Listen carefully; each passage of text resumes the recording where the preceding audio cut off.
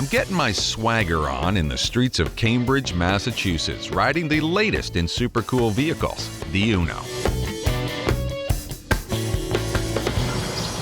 What is that? It's a Uno cycle. What's it do? Does that wheel come out or something? That wheel comes out, and you drive it like a normal motorcycle. But just tell me what color you want it in. Pink, hot pink. It looks good, it rides good, but I'm curious to get into the guts of this thing. So look at all this stuff. This allows you to steer as an Uno. Right. Right. And the wheel still moves, but not very far. Right. Once it transforms to a motorcycle, this is still your steering, so you never have to take your hands off the controls or change how you're riding the bike. This up here? So here are the batteries. On the prototype, we're using lead-acid batteries. We have some lithium packs as well. So in the finished version, it'll be a lithium battery. Lithium, it weighs a lot less. And it'll hold a charge for how long are we hoping? We're aiming 4 for like hours. 30 4 miles, hours? right? Right. The bike weighs about 130 kilos, is 70% aluminum, 25% steel construction, with a magnet gear motor driving a set of internal gears, and arms that transition the wheels between the two transportation modes. Small, cheap, cheerful, travels at a modest speed. You know what? The Uno is pretty slick. But this is the third prototype. Ben's first kick at this electric can, while impressive, wasn't quite so pretty. Still, he did roll it out when he was only 17. That's right, 17. Originally built as his grade 12 science fair project. By 2008, when Ben was just 18, it had landed on the cover of Popular Science, touted as one of the top inventions of the year. Pretty impressive for a person of any age, let alone someone who still had a curfew.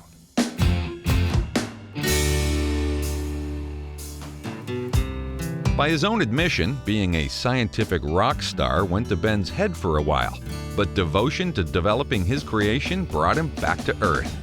Where's the gyroscopic component, the thing that keeps me from falling over? This is the brain. This is our own system controller. A key function of the system controller is to keep the Uno self-balanced. In the past, machines needed to balance using a mechanical gyroscope with an axle that changes orientation as necessary. The Uno's self-balancing is done completely electronically with the help of extensive computer code. Andrew writes himself. You're not just fabricating all the bars and everything, you're writing the code. Correct. Like the industry leader, the Segway, the Uno uses a variety of sensors that act like a human inner ear to help it maintain equilibrium. So let me show you the sensor. I have an extra one here if you want to grab a hold of that. Is this similar to what you'd see in like a tablet where when I turn the screen, it reconfigures, it knows which direction I'm holding the thing in? Yeah, it's the same type of technology. It's An accelerometer. accelerometer. The Uno differs from a Segway in that its sensors have to do double duty. Not only do they have to monitor forwards and backwards, but also side to side. This particular system controller has to command the front to back angle when you lean forward and back. It has to listen to the throttles, which also command forward and back. But this bike also has an active tilt system side to side. So we have a double inverted pendulum along two axes, so which means it wants to fall forward and back. Yeah. It wants to fall side to side.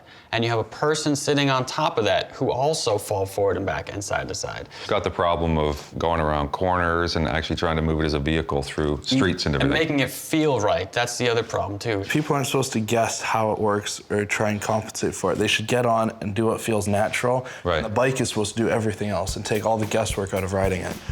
Steering mechanisms, lithium batteries, system controllers, and accelerometers? Clearly, Ben and his pals were never typical high school students. Just ask John Cosentini. John is the owner of Motorcycle Enhancements, a custom bike builder.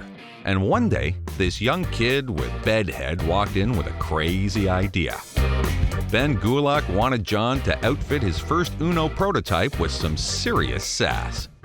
And he came into the shop with these 2 wheels and 2 tires, Yeah. and he basically took rims from a used motorcycle and cut out the center and made his own centerpiece for Wow. it. So He we filled you in mounted then. we mounted these tires on his rims. At first, his little unit looked a little square. You mean square like nerdy, right? Yeah, Like kinda, sort of. Not cool daddy-o, right? Like that?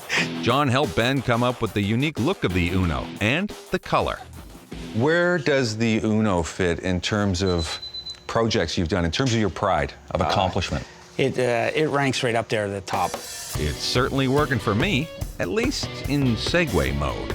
Unbelievably cool that I can just hop out of bed, get on this thing, spend the whole day on it. I mean, we built it so it's small enough you can bring it indoors to recharge anywhere. So if that means you want to spend the day on your Uno, yeah, you can. All day on the Uno. All day on the Uno. The Uno is fun, but will it work in the real world? Can the Uno live up to Ben's claims?